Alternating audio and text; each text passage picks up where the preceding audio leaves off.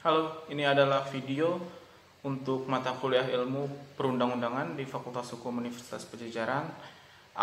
Pada video ini saya akan menjelaskan bagian mengenai dasar-dasar peraturan perundang-undangan yang baik.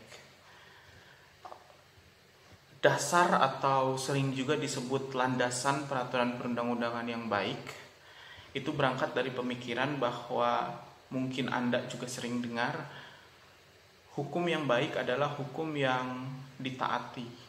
Dalam arti penaatannya mudah. Masyarakat melakukan penerimaan secara spontan terhadap hukum tersebut tanpa perlu paksaan berlebihan dari penegak hukum. Nah, peraturan perundang-undangan merupakan salah satu bentuk hukum sehingga dia harus memenuhi asas-asas tertentu atau dasar-dasar tertentu sehingga dia dapat diterima dengan baik.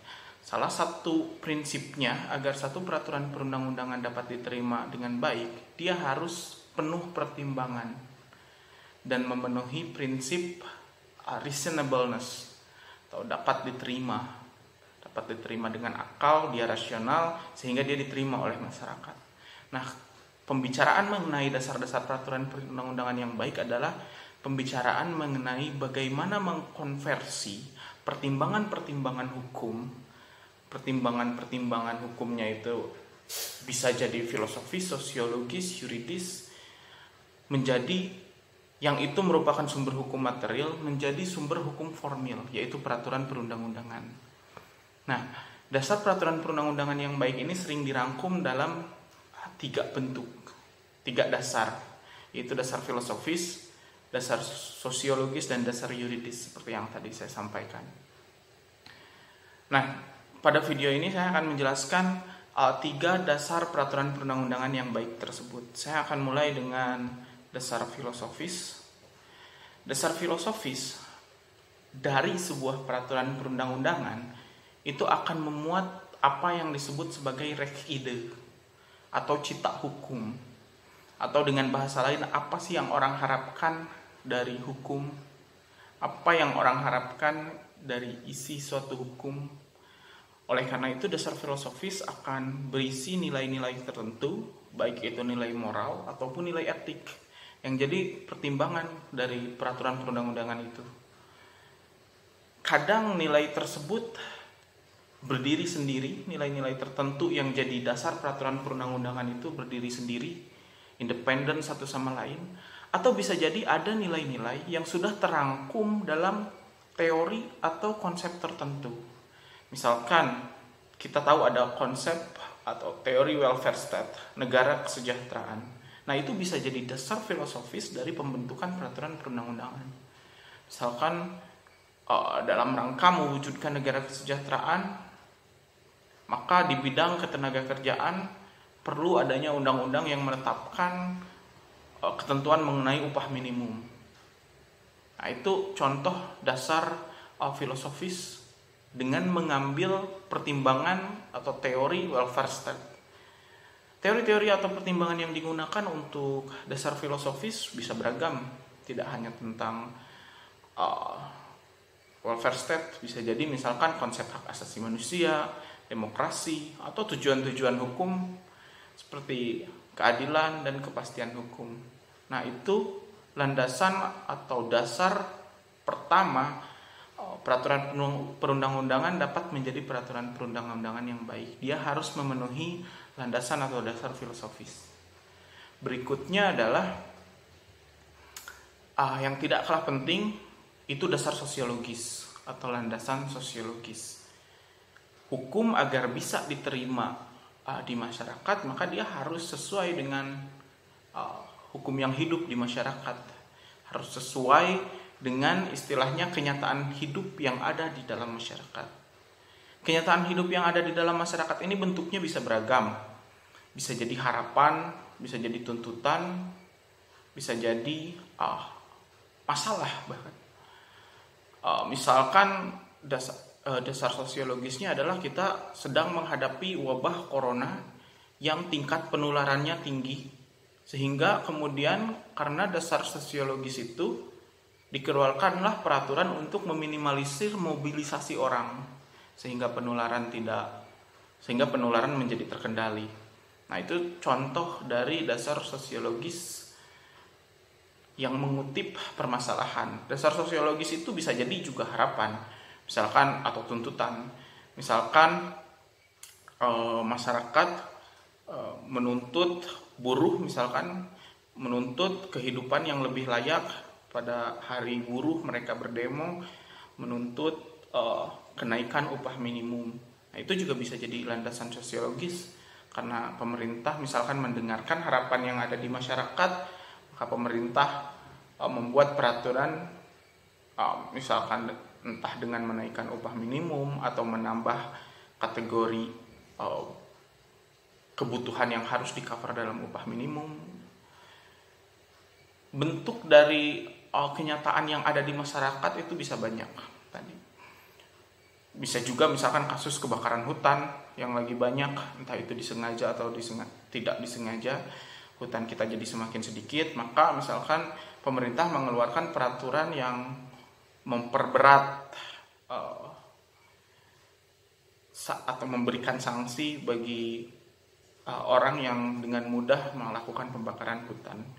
Atau bisa jadi hukumnya tidak berupa sanksi, bisa jadi hukumnya berupa insentif. Misalkan kalau ada perusahaan yang bergerak di bidang lingkungan, lalu dia melakukan forestasi, melakukan penanaman pohon yang banyak, maka akan dipermudah izinnya atau dikurangi beban pajaknya.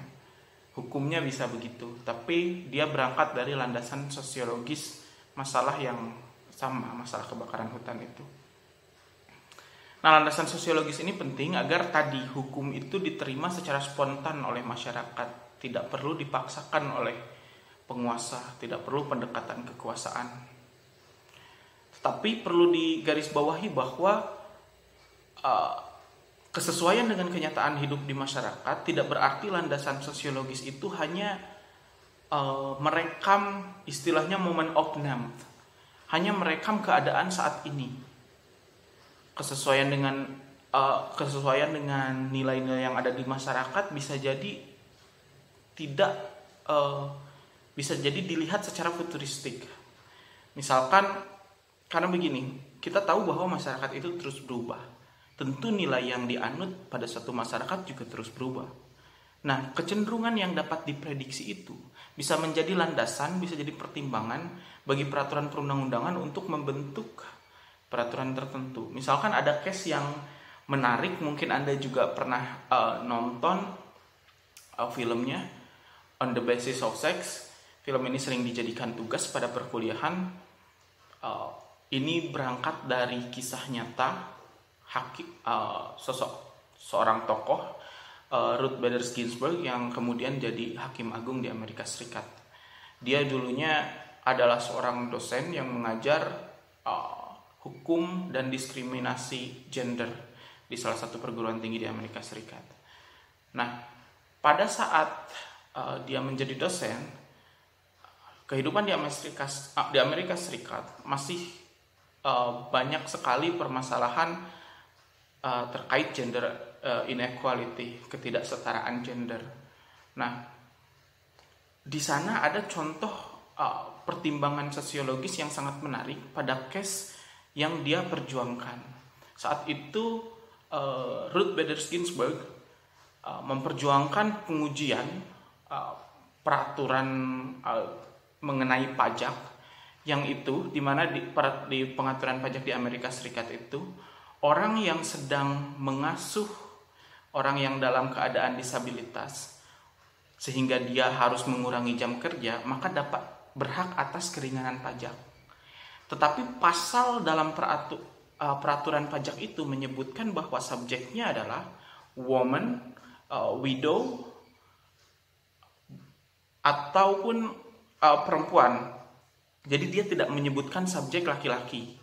Kenapa? Karena pada saat itu orang Amerika Serikat punya asumsi bahwa yang laki-laki adalah pihak yang gender yang bekerja, sedangkan perempuan adalah gender yang diam di rumah mengasuh keluarga, mengurus keluarga. Nah, jadi ada klausul yang bias gender di sana. Sehingga dulu ada si Ruth Bader Ginsburg ketemu seorang laki-laki, saya lupa namanya, dia mengasuh orang tuanya yang dalam keadaan disabilitas sehingga dia harus mengurangi jam kerjanya. Atau dia bisa saja tidak mengurangi jam kerjanya, tapi dia harus menyewa nursing, harus menyewa suster yang untuk merawat. Nah, dia mengajukan pengurangan pajak tetapi tidak bisa karena si lelaki ini adalah lelaki, bukan woman, atau bukan widow, atau bukan dalam ketentuannya boleh juga divorsi. Tapi si lelaki ini tidak pernah menikah, jadi tidak masuk juga subjeknya. Nah, karena kasus ini Ruth Bader Ginsburg berusaha menguji ke pengadilan, dan di pengadilan hakim tahu bahwa jika tuntutan Ruth Bader Ginsburg dikabulkan, maka karena Amerika Serikat menganut jurisprudensi, maka putusan terhadap case ini akan berlaku juga untuk menguji peraturan lain, supaya setiap peraturan yang punya bias gender itu nanti dapat dibatalkan. Nah, permintaan dari Ruth Bader Ginsburg ini dianggap oleh hakim sebagai permintaan yang istilah dia itu radical social change. Dia menganggap bahwa permintaan yang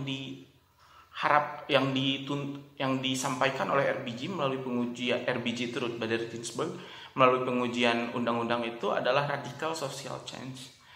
Karena asumsi bahwa laki-laki bekerja dan perempuan mengurus rumah pada saat itu masih digolongkan sebagai American way of life. Masih digolongkan sebagai itu tradisi Amerika Serikat, itu value negara Amerika Serikat. Sehingga itu yang ditolak oleh hakim. Tetapi ada kasus yang menarik bahwa di pengadilan tersebut Ruth Bader Ginsburg mengargumentasikan bahwa perubahan yang dia tuntut adalah perubahan yang predictable, perubahan yang memang akan terjadi. Emansipasi antara perempuan dan laki-laki di Amerika Serikat memang hal yang akan terjadi. RBG terinspirasi dari satu keadaan, sebetulnya satu kejadian di mana dia mengantar anaknya. Lalu anaknya ini adalah seorang perempuan remaja. Lalu mereka berjalan melewati konstruksi bangunan di mana di sana banyak tukang bangunan, dan ada tukang bangunan yang melakukan catcalling atau bersiul terhadap anaknya RBG. RBG punya value bahwa kalau ada laki-laki yang melakukan catcalling, maka dia harus tinggalkan laki-laki itu, menjauh saja, kabur. Tetapi anaknya melakukan hal yang extremely different, tidak terbayangkan oleh RBG saat itu, yaitu anaknya justru mendatangi si tukang yang melakukan catcalling dan justru memaki orang yang melakukan catcalling itu. Dari kejadian itu RBG melihat bahwa perempuan sudah berubah, zaman sudah berubah. Ini bukan radical social change. Memang anak muda sekarang sudah berubah. Mereka tidak takut kepada laki-laki. Nah, ini yang dimaksud bahwa peraturan perundang-undangan juga harus melihat atau memprediksi kecenderungan perubahan nilai. Tidak hanya memotret nilai-nilai saat itu saja. Bisa jadi dalam satu kehidupan ada orang tua, ada anak muda, nilai itu sedang berganti, nilai itu sedang berdinamis. Nah, itu sekali lagi bahwa peraturan perundang-undangan itu harus memotret bukan hanya nilai yang saat itu ada, tetapi juga nilai yang kemungkinan akan datang. Pada kasus RBG sendiri, mungkin kalau Anda belum tonton filmnya, Anda bisa nonton On the Basis of Sex. Pada film itu sendiri, pada akhirnya tuntutan RBG diterima, dan itu jadi case pertama yang menandai kesetaraan antara perempuan dan laki-laki. Setelah case itu ada, kemudian muncul banyak pengujian yang menguji peraturan-peraturan yang pasalnya punya asumsi gender, punya gender bias, dan akhirnya banyak peraturan perundang-undangan di Amerika Serikat dalam hal gender inequality reform pada saat itu. Sepanjang karirnya akhirnya si RBG ini yang tadinya dosen menjadi hakim perempuan pertama kalau tidak salah di Mahkamah Agung. Nah, saya lanjut ke pertimbangan berikutnya, yaitu dasar yuridis. Peraturan perundang-undangan yang baik juga harus memenuhi dasar yuridis. Dasar yuridis ini atau dasar hukum, dasar terkait dengan hukum, itu harus setidaknya meliputi 4 poin. Yang pertama harus ada bahwa ketika seorang pejabat ingin mengeluarkan peraturan perundang-undangan, harus dijustifikasi bahwa dia memang mempunyai kewenangan mengeluarkan peraturan perundang-undangan itu. Jangan sampai misalkan pejabat yang mengeluarkan bukan orang yang punya kewenangan untuk mengeluarkan produk hukum tersebut. Ini bukan tidak mungkin sekali terjadi, misalkan dalam praktek ada wakil kepala, ini contoh yang hipotetikal, ada wakil kepala daerah tiba-tiba membuat wakil bupati, katakanlah tiba-tiba membuat peraturan bupati, padahal tidak ada otorisasi dari bupatinya yang menandatangan misalkan wakil bupati, padahal bupatinya tidak sedang berhalangan atau apapun. Ini kan peraturan perundang-undangan ini tidak mempunyai dasar kewenangan. Apalagi kalau yang membuat pejabat dari lingkungan lain, tiba-tiba kepala dinas menandatangani atas nama bupati, menandatangani peraturan bupati, kepala dinas kesehatan menandatangani peraturan bupati tentang kesehatan, misalkan. Tidak bisa begitu. Harus jabatan yang memang mempunyai kewenangan untuk mengeluarkan produk itu. Lalu yang kedua yang harus diperhatikan adalah ada kesesuaian antara isi yang diatur dengan bentuknya. Kita tahu, Anda akan pelajari di ilmu perundang-undangan bahwa bentuk-bentuk hukum tertentu, ada bentuk peraturan tertentu, ada bentuk undang-undang, perpres, PP, dan bentuk-bentuk semacam itu, masing-masing punya materi muatan sendiri-sendiri. Perda saja, perda provinsi dengan perda kabupaten kota tentu materi muatannya bisa berbeda karena kewenangan yang dimiliki oleh pemerintahan provinsi dan pemerintahan kabupaten kota berbeda. Nah, harus diperhatikan isi yang diatur itu sesuai kewenangannya enggak. Pernah ada kasus misalkan dulu saat Gubernur Jawa Barat Ahmad Heriawan ingin kampanye untuk gubernur pada masa kedua. Dulu dia janji politiknya adalah menggratiskan pendidikan dasar. Artinya pendidikan dasar ini SD, SMP, SMA. Padahal saat itu pendidikan dasar, walaupun sekarang SMA jadi kewenangan pemerintah provinsi, dulu pendidikan dasar SD sampai SMA itu kewenangan bupati wali kota.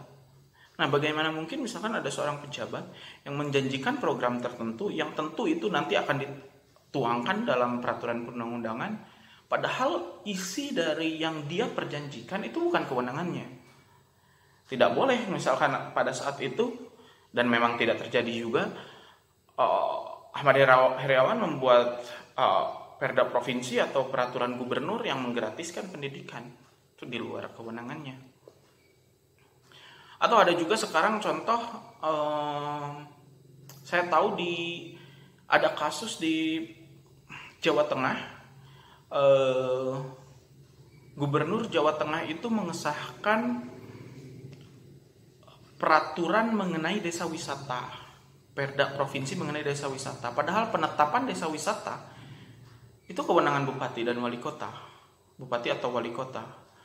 Nah, dalam peraturan tersebut mungkin agar lolos disharmonisasi ada pasal mengenai penetapan desa yang sifatnya lintas kabupaten kota. Yang kalau ada barang desa yang lintas kabupaten kota itu memang jadi kewenangan provinsi karena lintasnya ekstrateritori kabupaten kota. Masalahnya adalah secara hukum tidak mungkin ada desa di negara ini yang lintas kabupaten kota. Tidak mungkin, sama halnya seperti tidak ada kabupaten kota yang lintas provinsi. Nggak mungkin ada misalkan di Jawa Tengah kabupaten misalkan yang berbatasan sekalipun, misalkan di Jawa Barat Kuningan itu atau Cirebon itu dianggap bagian dari Jawa Tengah. meskipun dia berbatasan. Ya nggak begitu, dia pasti desa, kabupaten kota itu pasti menginduk. Kalau desa itu pasti ke kabupaten kota tertentu, nggak mungkin lintas. Atau kabupaten kota pasti menginduk ke provinsi tertentu, nggak mungkin lintas provinsi. Sehingga ada yang lucu kalau anda bisa cari itu sekarang, Perda Provinsi Jawa Tengah tentang desa wisata, ada penetapan desa wisata yang desanya lintas kabupaten kota. Padahal nggak, menurut undang-undang pemerintahan daerah sendiri di undang-undang Pemda, desa itu adalah bagian dari kabupaten kota tertentu. Tidak mungkin dia lintas kabupaten kota. Dan itu kenyataan, ada pasalnya dan peraturannya hidup sampai sekarang. Selanjutnya, dasar yuridis juga harus memperhatikan bahwa peraturan perundang-undangan itu dibuat dengan cara tertentu yang sudah ditetapkan. Kalau undang-undang misalkan harus ada inisiasi dulu, pembahasan bersama dulu antara presiden dan DPR, ada persetujuan bersama dulu, baru presiden mengesahkan. Nggak bisa presiden punya inisiasi lalu tiba-tiba dia sahkan sendiri, proses di tengahnya nggak diikuti, itu nggak boleh. Atau misalkan DPR bikin undang-undang sendiri tanpa persetujuan presiden, ya nggak bisa. Itu undang-undangnya nanti batal demi hukum. Anda nggak perlu uji ke Mahkamah Konstitusi, undang-undang itu akan dianggap dengan sendirinya tidak ada. Tapi bisa jadi kalau undang-undang itu di-enforce oleh penegak hukum, ya Anda harus uji juga ke Mahkamah Konstitusi, supaya Mahkamah Konstitusi kasih tahu bahwa itu batal demi hukum, itu nggak ada, undang-undang itu tidak diakui sejak awal. Atau contoh yang terakhir adalah revisi Undang-Undang KPK, di mana saat pengambilan keputusan dilakukan, anggota DPR yang mengambil keputusan sebetulnya tidak quorum. Orangnya sedikit sekali, orangnya pada keluar. Hanya saja DPR berargumentasi secara absensi orang-orang itu hadir menandatangani, sehingga itu quorum. Padahal pas pengambilan keputusan, orang yang sudah mengabsensi, entah juga kalau itu tipsen, keluar. Nah itu kan seharusnya cacat secara prosedural, dan harusnya peraturan perundang-undangan yang dibuat dengan cara itu dibatalkan. Tidak boleh ada peraturan perundang-undangan tidak memenuhi landasan yuridis yang prosedural ini. Dan salah satu dasar yuridis juga yang harus diperhatikan pembuat peraturan perundang-undangan adalah peraturan yang dibuat tidak bertentangan dengan peraturan yang lebih tinggi. Oleh karena itu perlu analisis terhadap peraturan yang lebih tinggi ketika Anda membuat perundang-undangan. Misalkan nanti Anda kerja sebagai perancang peraturan perundang-undangan di Pemprov atau di Kementerian Hukum dan HAM, Anda mau membuat peraturan menteri misalkan, Anda harus analisis tuh PP, undang-undang terkait dan sebagainya.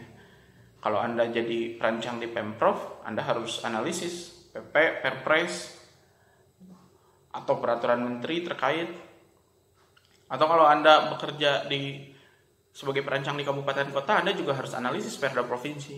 Makanya prinsipnya peraturan perundang-undangan itu semakin bawah, semakin banyak yang dasar hukum yang harus diperhatikan.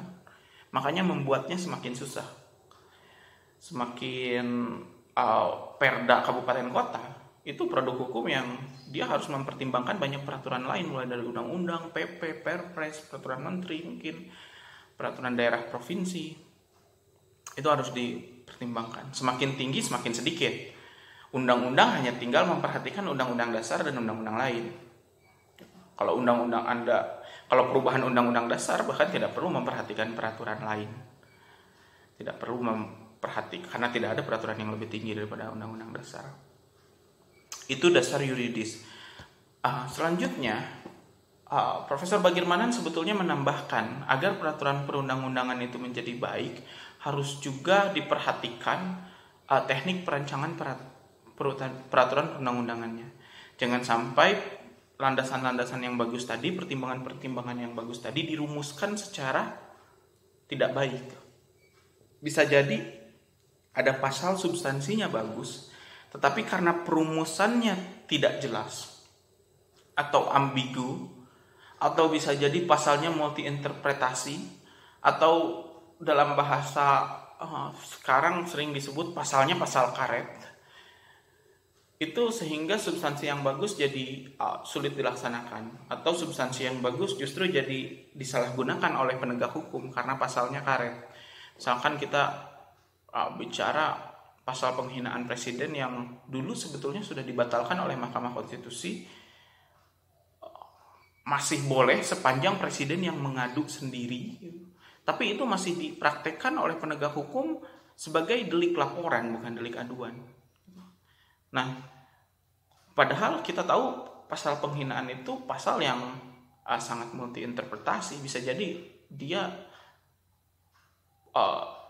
lebih berdampak kepada membungkam kritik yang itu seharusnya ada di negara demokrasi dibandingkan melindungi martabat seseorang. Memang kita itu berarti sedang berkontestasi antara hak atas martabat dari seseorang dan hak mungkin untuk mengkritik dari banyak orang lain. Nah, hukum itu harus memoderasi kedua kepentingan itu. Berikutnya, landasan-landasan yang baik serta teknik perancangan itu akan terbagi kepada dua proses. Dia ada pada proses penyusunan naskah akademik dan perancangan peraturannya. Anda bisa sekarang juga buka dulu Undang-Undang Nomor 12 2011 dan pause video ini. Anda buka lampiran mengenai sistematika naskah akademik.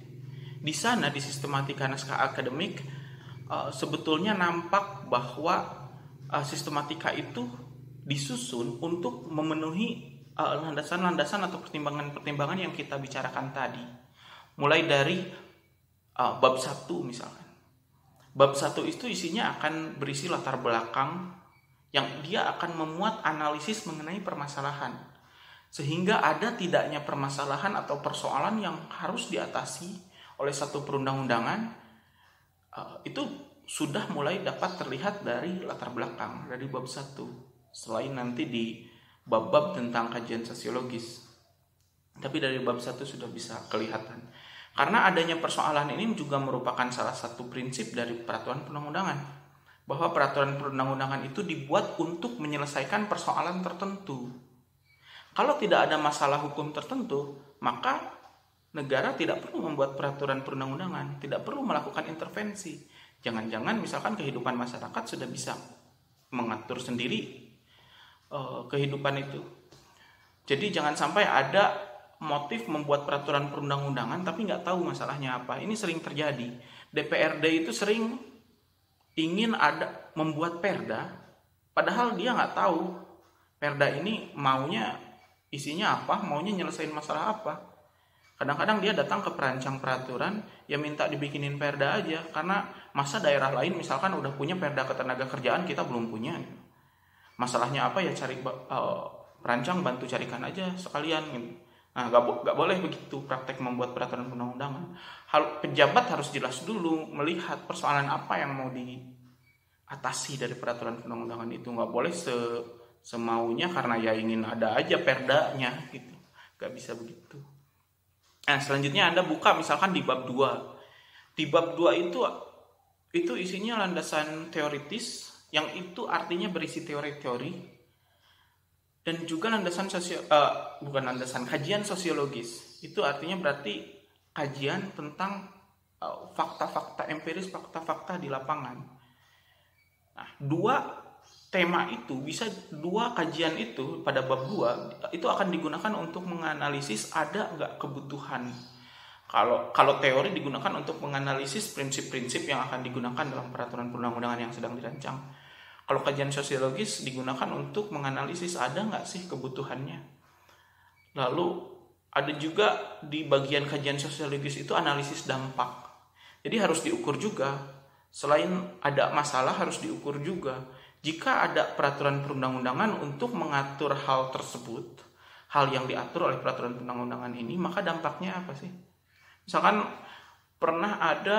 Presiden pernah berpidato ingin menghapus PNS struktural eselon 3 dan 4. Nah, itu harus ada kajian dampaknya. Harus dianalisis dulu sebetulnya. Kalau dia mau menghapus jabatan tersebut, PNS eselon 3 dan 4, itu dampaknya apa? Kan dampaknya akan banyak orang yang tiba-tiba kehilangan jabatan. Itu orang-orang akan dikemanakan? Kan tidak mungkin dipensiunkan dini. Nah, karena dengan adanya kajian dampak itu, pembuat peraturan jadi tahu dampak apa yang muncul dan bagaimana mengantisipasinya dengan pasal-pasal lain. Misalkan akan ada dampak orang kehilangan jabatan struktural. Antisipasinya adalah memudahkan pelatihan-pelatihan agar PNS itu bisa jadi pejabat fungsional, tidak struktural. Nah, perancang peraturan harus memperhatikan hal-hal semacam itu. Analisis dampak. Nah, di bab 3 Anda lihat di sistematika, bab 3 itu isinya evaluasi peraturan perundang-undangan. Ini yang akan digunakan nanti untuk menganalisis justifikasi hukum terhadap peraturan perundang-undangan yang dibuat. Betul nggak ini dibuat pejabat yang berwenang? Pada bab 3 dijelaskan bahwa misalkan dibuktikan kalau Anda lagi membuat perda kabupaten kota tentang misalkan pengamanan lalu lintas, Anda harus buktikan bahwa satu, pemerintahan kabupaten kota berwenang membuat perda. Dua, pemerintahan kabupaten kota memang punya kewenangan untuk mengatur urusan lalu lintas. Dan tiga, dalam bab 3 ini Anda harus perhatikan undang-undang di atasnya, dianalisis peraturan perundang-undangan di atasnya, supaya peraturan perundang-undangan yang dirancang sesuai, tidak bertentangan, tidak inkonsisten dengan peraturan yang lebih tinggi. Nah, kajian teoritis, sosiologis, dan evaluasi peraturan tadi di bab 2 dan bab 3 itu dirumuskan dalam bab 4 yang dia jadi landasan peraturan perundang-undangan. Ada bab 4 itu isinya landasan filosofis, sosiologis, dan yuridis. Landasan filosofis diambil dari teori-teori, landasan sosiologis diambil dari kajian sosiologis dan latar belakang tadi, landasan yuridis diambil dari evaluasi peraturan perundang-undangan. Nah, jadi landasan-landasan itu sebetulnya sudah dikonstruksi dari penyusunan naskah akademik. Berikutnya di bab 5, misalkan Anda boleh lanjutkan, di sana ada sasaran dan arah pengaturan. Itu bagian itu menurut itu untuk memenuhi analisis yang menurut Pak Bagir dibutuhkan dalam peraturan perundang-undangan, yakni analisis ini fungsi peraturan perundang-undangannya apa. Anda mungkin sudah pelajari fungsi peraturan perundang-undangan, ada fungsi internal, eksternal. Nah, itu dianalisis di bab 5. Fungsinya apakah misalkan mengharmonisasi peraturan perundang-undangan yang udah ada, mengubah perilaku masyarakat, mengubah misalkan kebiasaan orang yang tadinya banyak merokok menjadi sedikit merokok dengan mengeluarkan perda kawasan tanpa rokok misalkan.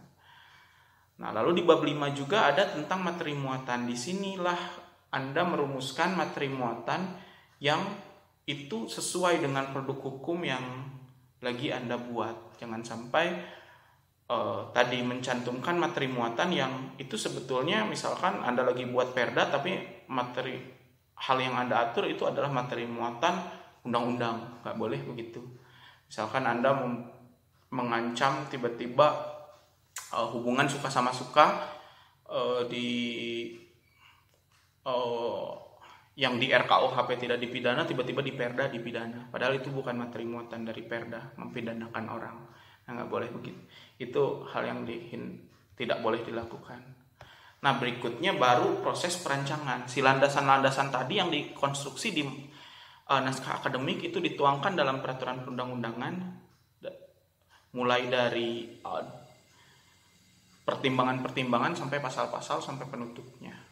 Landasan-landasan itu nanti Anda akan temukan tuh di konsideran menimbang. Konsideran menimbang setiap peraturan perundang-undangan itu isinya pasti, kecuali dia peraturan pelaksana.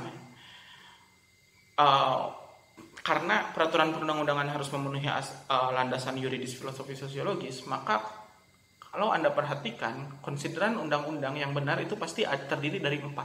1, huruf A itu landasan filosofis, huruf B itu landasan sosiologisnya, huruf C landasan yuridisnya, dan huruf D-nya itu bunyinya akan kurang lebih karena landasan A, B, C, maka diperlukan peraturan ini. Gitu. Nah, jadi dasar-dasar peraturan perundang-undangan yang baik itu dikonstruksi dari mulai penyusunan naskah akademik sampai perancangan peraturannya.